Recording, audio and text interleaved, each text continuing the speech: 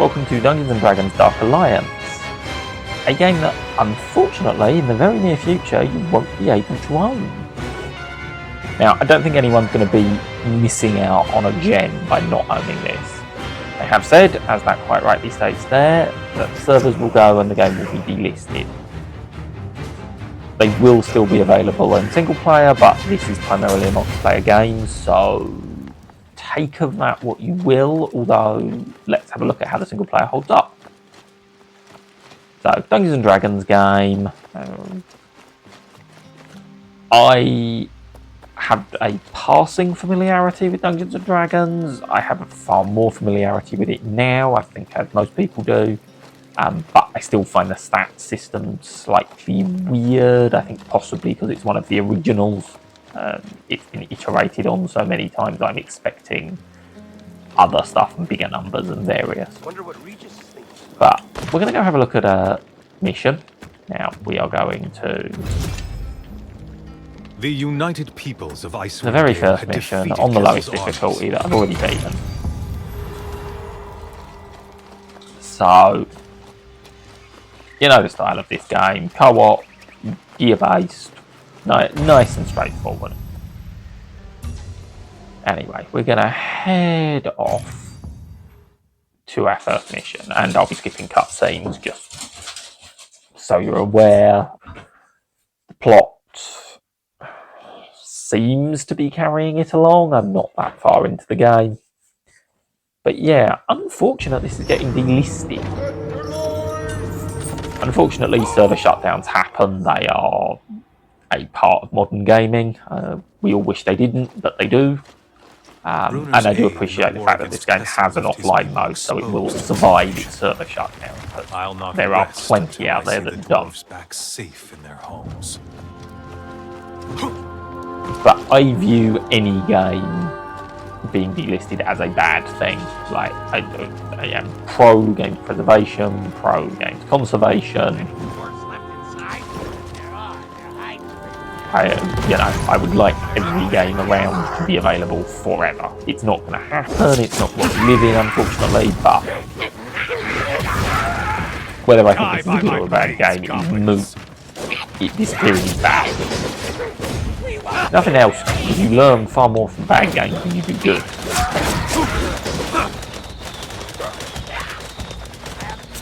Bad games show us what doesn't work. So, hack and slash there. I have found sort of dual sword-like character. I know these characters have quite a big place in D&D lore. I am going to take a short rest. I know all these characters have quite a good place in D&D lore. I know more about Warhammer than D&D, basically.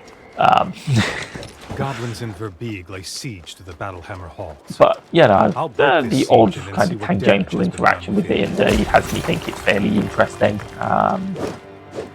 But yeah, don't expect me to memorise the lore of anyone in here, because I'm not that good at it. So, loot-based game. Loot is all identified post-mission, which I get why it stops people fiddling around in their infantries mid-mission, but equally it does kind of make the loot feel less rewarding, because, oh look, I got a really cool piece of loot, and I can flip it until I've done the thing I'm currently doing. It's not going to help. Does this let me sneak up on them? Another chest.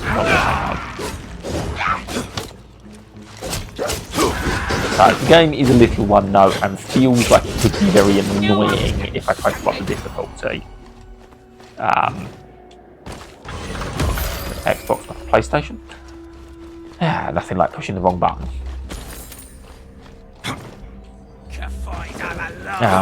Because it feels like it wants to play with kind of Dark Soulsy, iframe dodgy stuff, but the controls just aren't tight enough. It's a little bit floaty, a little bit. But cracking my abilities off. They're not that useful, honestly.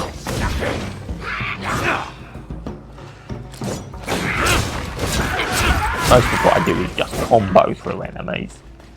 And unfortunately, with this game, and with so many games like this, you've kind of seen it now. Yeah, there's a bit more enemy variety, you know, the harder, bigger lads and tougher lads, but this is it. And given this game's price point, which was, okay, not full price, equally, you know, full price games these days are, and there are very few that I think live up to actually charging the full price, you know. Something like Elden Ring probably has enough content and is good enough to warrant it, but the vast majority of games, like... Don't tease me out. Yeah, let's get my hair on sale, because this is just unreasonable. So I'm going to fight this big guy, and you're going to see quite how clumsy this combat is. I am pushing dogs, but I don't have like a decent iframe dodge.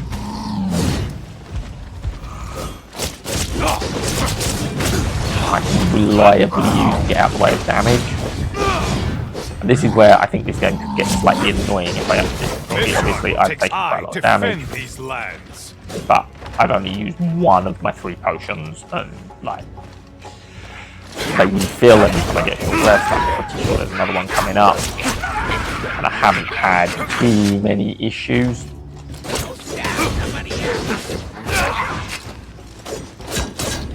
So yeah, a bit of a shame it's being locked. I mean, compared to the other Dark Alliance games, obviously this is very much the brunt. But yeah, I can never get behind a game being delisted. You know, I know there's license holder complexities and stuff, and you know, costs associated with running servers. Equally, you know, offline mode and peer-to-peer, please. You know, make it so your games don't have to die. We have the technology. Another chance to make the Dale safe. The only games that really, to my mind, have the excuse of being permanently online is sort of stuff that is multiplayer and doesn't work without. And even then, like the original Star Wars Battlefront 2 was very much a multiplayer experience. The single player was still quite fun. So, you know, single player with bots should always be in a game. It's a good training mode, and yeah, I just... Which is my big criticism for this. I think this game would be a lot more fun solo if I had a couple of bots following me around. Especially if I could tweak the gear and stuff and make them useful. It wouldn't have this kind of clunky feel to it all the time. Like, I feel like I'm having to brute force the odd bit because it's just me. But yeah, I think we will leave this one here as more goblins crop up. Because as I say, aside from the odd, fairly uninspired puzzle that seems to crop up every now and then. But yeah, my previous experience of D&D games, which has been all of the Baldur's Gates, including 3, and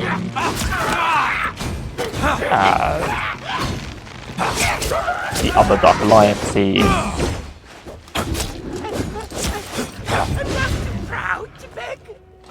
Like, I don't think this link into what makes D&D unique enough to really warrant. So sad it's disappearing from stores. Like I say, I'm pro games preservation. But yeah, unfortunately, probably not missing much. I don't think this is going to be a cult hidden gem in a few years somehow. I'll see you all next time.